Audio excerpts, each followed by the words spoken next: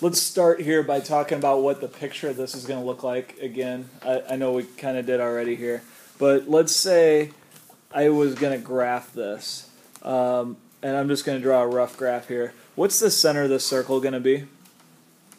Where's the center of that circle going to be? 1, 3, so it might be right about there if that's 1 and that's 3, and it has a radius of 5, so the circle's going to be there maybe-ish. It's not a real good looking circle, but you get the idea. And then the line is going to have a slope of 1, y-intercept of 1, so we go up to 1 on the y-axis. Slope of 1 is going to look something like that. So we get two intersections. We get an intersection here and an intersection here, and our goal is to figure out what the coordinates of those intersections are. Now, from the graph, we're not going to be able to do that because that's a pretty sloppy graph, right? If we were able to draw this really accurately, we might be able to do it from a graph, but we know how to do it algebraically, and that's the way we want to do it. I want to make sure that we know how to do that algebraically. So, to do that, I need a little bit of help here. What was the first equation? The equation of the circle? Go ahead, Jake. X minus 1 squared plus y minus 3 squared equals 25. And the equation of the line, Jake? Y equals x plus 1. Okay. Now, you'll notice here that we know the value of y. We know the value of y is x plus 1. Okay, so we don't really know the value of y, but we know the value of y in terms of x. So we know that y is equal to x plus 1. So if we go over to this equation here, what can I put in there? X plus 1. I'm going to go ahead and do that and leave everything else the same here in this step. So we have x minus 1 squared plus, instead of y, we're going to put x plus 1, and then we still have that minus 3 squared is equal to 25. Now, a few of you at this point tried to distribute this, the x plus 1 minus 3. If you do that and you do it correctly, you're going to end up with 9 terms that you have to combine, and they're going to actually combine into 3 terms. But that's way more complicated than what you need to do. What can we do first? Yeah, 1 minus 3 is? -2. Yeah, 1 minus 3 is 2. Negative 2, sorry. So we can just make this x minus 2. That's a lot easier to expand than x plus 1 minus 3. Good luck, Tatiana. All right, at this point, let's expand them. So x minus 1 squared is the same thing as x minus 1 times x minus 1. X minus 2 squared is the same thing as x minus 2 times x minus 2. We already did this expansion. X squared minus 2x plus 1. That's on the board for you if you didn't get that. Plus, over here if we distribute, x times x is x squared. X times negative 2 is negative 2 times x is negative 2 times negative 2 is positive 4. And then we'll attach that 25 onto the end. Now, what kind of equation is this? It has an x squared in it, so that means it's a quadratic equation. Since it's a quadratic equation, we want to set it equal to 0 to solve. So we're going to combine like terms and we're going to set it equal to 0. On the left side, we have an x squared here and an x squared here. Those are going to combine to make... What's x squared plus x squared? 2x squared. We have a negative 2x, a negative 2x, and a negative 2x is negative 6x. We have a plus 1, a plus 4 is plus 5, right? But we also want to subtract that 25 from both sides. So 5 minus 25 is negative 20. So we get that equation there. How many people got that far?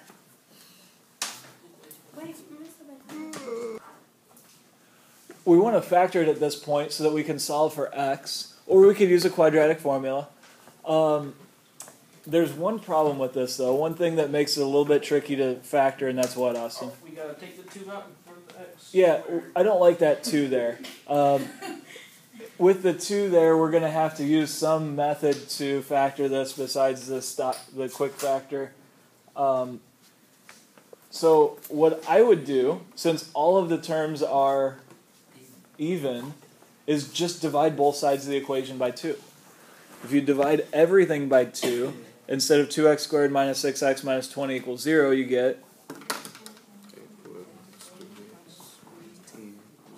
equals 0. 0 divided by 2 is 0, right? That's a much easier equation to work with than the one we had before. All right, so how does it factor? What 2 numbers multiply to negative 10 and add to negative 3? So we get x minus 5 times x plus 2 is equal to 0. And so we're going to get 2 different values for x. We're going to get x equals 5 or negative 2. Should I throw out the negative 2? We used to throw out our negative answers because when we're looking for a length, the length cannot be negative. So should I throw out my negative 2 here? No, because these are coordinates, right? These are the x values in coordinates. And there's nothing wrong with having a negative x coordinate. So the negative's okay. Is this our answer? Is this the point where they intersect, 5, negative 2? No. These are just the x coordinates. So how do I figure out what the y coordinates are going to be? Plug it back in, right? Does it matter which equation we plug it into? It doesn't matter which equation we plug it into. They'll both give us the right answer. However, one of them's a lot easier, right, Dante? Which one's going to be easier? Which equation is easier to plug it back into? Y equals x plus 1. Yeah, this equation's a lot easier to use than this one as far as finding the y value goes. So if x equals 5, how do we figure out what y is?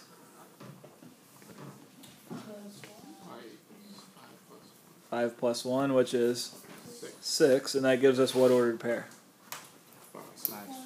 5, 6. So notice, once we solved for an x coordinate, we needed the y coordinate to complete the ordered pair, right? And if x is negative 2, because that was our other option for x, what do we get for y? We get y equals negative 2 plus 1, which is negative 1, which gives us what coordinates? Negative 2, negative 1. Now, how could I check these answers to make sure that they really truly are at the intersection of the circle and the line? I know that they're on the line because I got these points by plugging the x values into the line equation. How could I check to make sure that they're also on the circle? I could graph it. Or how could I do it algebraically? Plug it in.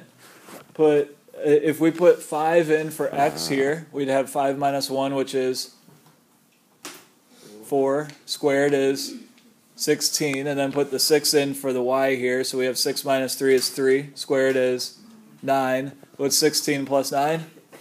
25. So we know this point's on the circle. It works. Put negative 2 in for x. What's negative 2 minus 1? Squared? 9, okay. And negative 1 minus 3? Negative 4 squared? 16 plus 9 is 25, so that one also works. So both of these points we've confirmed now are on the line and on the circle, so that's the intersection of the line and the circle.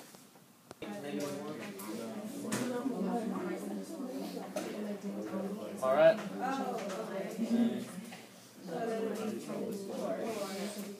What are some ways that we could solve for x and y in this system of equations? Ade, what do you think?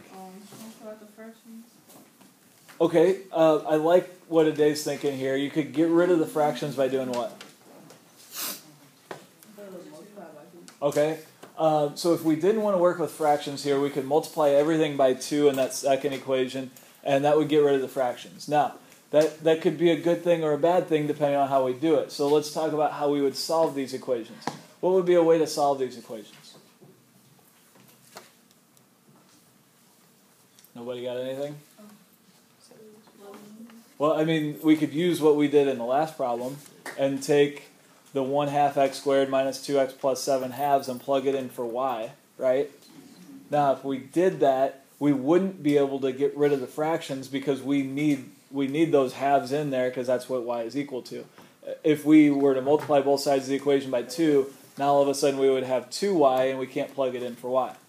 So that would be one option. We could do that. I will tell you that if we put the x squared in here for y, then what we're going to end up with when we square it here is an x to the 4th. And I don't know about you guys, but I'm not real good with solving 4th power equations. So we want to maybe try to do something a little bit different. Any other ideas? Austin, you had your hand up. What were you thinking? Did I? Didn't you? I don't know. You didn't? Okay. I was going to say something like, get rid of fractions. Okay. Okay, let me get you started here. I've actually solved this system of equations a few different ways. It's what I did this morning when I came into school, just for fun. And I think the easiest way to do it is to start with this second equation here, get rid of the fractions. So when we multiply everything by 2, you'd have 2y equals x squared minus 4x plus 7. Move the 7 to the other side, so subtract 7 from both sides, and then complete the square on the right side of the equation. That's all I'm going to tell you right now. So get rid of the fractions in that equation, move the 7 to the other side, subtract 7 from both sides, so you would have 2y minus 7 equals x squared minus 4x, and then complete the square on the right side of the equation. What are we going to do first here? Okay, so in this equation right here, we're going to multiply everything by 2 to get rid of the fractions. So I'm going to just write it like this. Technically, that's not a good way to write it because you can't multiply an equal sign by 2. But you get the idea, right? So we're going to get 2y equals x squared minus 4x plus 7. Now, I want to complete the square on the right side of the equation. And at this point, it's not really obvious why we would do that, but it's going to work out for us here. So let's complete the square on this side of the equation. And to start that, remember we want to complete the square by making something we can factor. Now there's a couple of different ways to approach it. We can figure out what this needs to be and then adjust it accordingly, or we can just get rid of it and add on what we need. And that's what I'm going to do here. So subtract 7 from both sides and we get 2y minus 7 equals x squared minus 4x. Now, we're going to ignore this stuff over here. That's not really relevant to the completing the square step. I want to complete the square over here, meaning I want this to be a perfect square. I want this whole side of the equation to be something squared. To do that, we look at the linear term. You guys remember the linear term? Which one's the linear term here? The negative 4x. So we're going to look at that, and we're going to take the negative 4 and do what with it? Divide by 2. What's half of negative 4? Negative 2, and square it. 4, so we're going to add 4 to both sides. All right, let's simplify the left side. What's 2y minus 7 plus 4? 2y minus 3. And on this side, if we factor it, we're looking for numbers that multiply to 4 and add to negative 4. And if we did it right, it should be the same number. So it's going to be what? Negative 2 and negative 2. So x minus 2 times x minus 2 is the same thing as x minus 2 squared. So we have successfully now completed the square on the right side of the equation. In most cases, this really wouldn't have helped us much, except now we have an x minus 2 squared in that equation. And how does that help us? Because it's also in this equation. We have an x minus 2 squared here. So what can we do with that? How does this help us over here? Not cancel. Starts with an S. I'm going to have one here for me tomorrow. You need to substitute. Okay? I won't be here tomorrow, by the way. So since we know that 2y minus 3 is equal to x minus 2 squared, then I can take this, I can take the 2y minus 3 and put it in over here where the x minus 2 is. Does that make sense?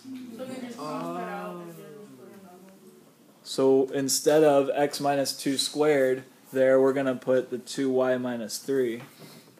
And then just continue that equation as it is. And solve that equation for which variable? For y. Yep. All right, so let's take this equation here and solve for y. The first thing we need to do is get rid of the square here. And I saw more than one person do this incorrectly. So y minus 5 squared, remember, means the same as y minus 5 times y minus 5, right? And we have to distribute both the y and the negative 5 here. So what we end up with is y times y is y squared, y times negative 5 is negative 5y, negative 5 times y is negative 5y, and negative 5 times negative 5 is plus 25. So we're going to get y squared minus 10y plus 25 there. Let me write that down. One of the biggest mistakes when doing this type of problem is just algebraic mistakes. For example, leaving out the middle term here. We also need to be sure we include the 2y minus 3 here in front, so we get that equation. This is just like the opener now, where we want to, we have a quadratic equation, because we have the y squared, so we want to get everything on one side of the equation. That y squared is not going to change. We'll combine the 2y with a negative 10y and get negative 8y. The negative 3 plus 25 is 22. And then subtract the 10 from both sides and we get 12. And that's all equal to 0. Pardon this interruption. This is a 2-minute warning. What two numbers multiply to get 12 and add to get negative 8? Negative 6 and negative 2. So we're going to have y minus 6 times y minus 2 is equal to 0. And so this is going to give us two different answers for y. Y equals 6 or y equals 2. Now, just like the opener again, we have one of the coordinates, but we need the other ones. So what do we have to do? You got to plug it in. Now the question is, where do you plug it in? And the answer is, there's a lot of options, actually. We could plug it into either of these original equations, this equation here, or this equation here. I don't like this one because it's got all the squares and I'm going to have to distribute and all that stuff. It's not going to be simple. It's going to be a little bit complicated. They're all going to be a little bit complicated. I don't like this one because it has fractions. I like this one because it's the same as this one. It actually has the same solutions as this one, but it doesn't have the fractions in it. So what I would do is I would use this one. You could use this one also. This would be another option, and actually a pretty good option. And we get kind of lucky with that one because we get nice clean answers. But that would be an option also. So at this point, take that 6, take that 2, plug it in for y into any of those equations, and see what you get for x. It really doesn't matter which one we start with. I'll start with the y equals 6. And like I said earlier, we can choose really any equation that has an x and a y in it. I'm going to pick this one because it's a pretty clean one. The other really good option here would be this one, but I'm not going to do that. That involves some other stuff that we would need to talk about, and we don't really have the time for it right now. So plugging it into this equation right here, we're just going to write that equation exactly like it is, but put a 6 in there for the y. So 2 times 6 equals x squared minus 4x plus 7. What is 2 times 6? 12, so we'll subtract 12 from both sides and we get 0 equals x squared minus 4x plus 5 or minus 5? How about minus 5? 7 minus 12 is negative 5. And then we'll factor it. So we get 0 is equal to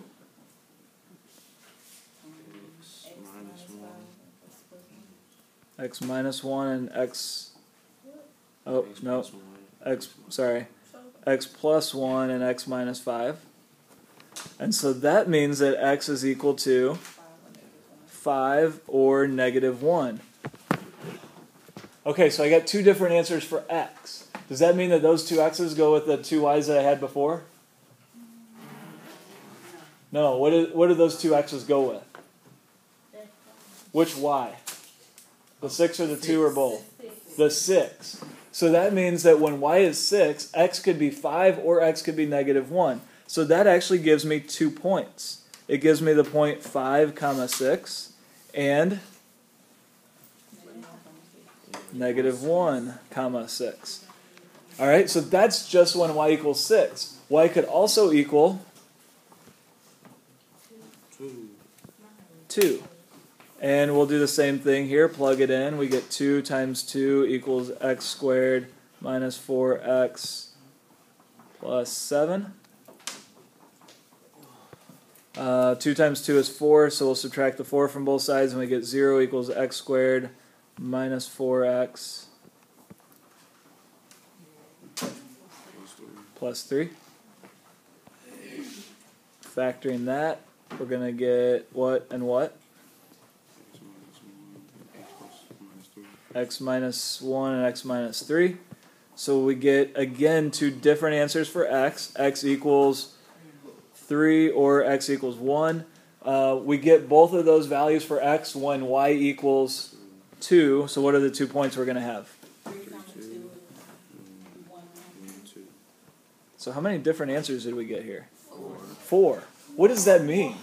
That means that this shape right here, whatever it is, and this shape right here, whatever it is, intersect at how many places? 4. All right, so let's talk about how that could possibly be true. What kind of shape is this right here? The x minus 2 squared plus y minus 5 squared equals 10. That's a circle, right? We've been dealing with circles. You should recognize that well enough by now. That's a circle. Anybody know what this is? Y equals 1/2 x squared minus 2x plus 7/2. Starts with a P. Parabola. It's a parabola. You guys remember parabolas? Ooh. I hate them. You hate them. Because like the way my teacher taught it, I never understood. It is a parabola. Kayla, can you tell me what a parabola looks like? Yeah, it's kind of a U shape. So a parabola looks like this. Almost a little smiley face there, right? So what we have is a circle and a parabola intersecting. Now let's take a look at what... So by graphing these in a tool like GeoGebra, we can see that we get 4 intersections here. And I'll go one step further in a second, but the 4 intersections are right there. And do those correspond to the points that we got? We got negative 1, 6, we got 1, 2, we got 3, 2, and we got 5, 6. Are those the 4 points that we got? Yeah. And just like we did earlier, I can use this intersection tool in GeoGebra to intersect the circle and the parabola, and it actually does all the math for me. It tells me where all of those intersections are. So a tool like GeoGebra does 2 things for me that are really convenient. It gives me the answer, but it also shows me a picture of why the answer is what it is, why it looks like that. And that can be really useful too, so that you can visualize what's going on.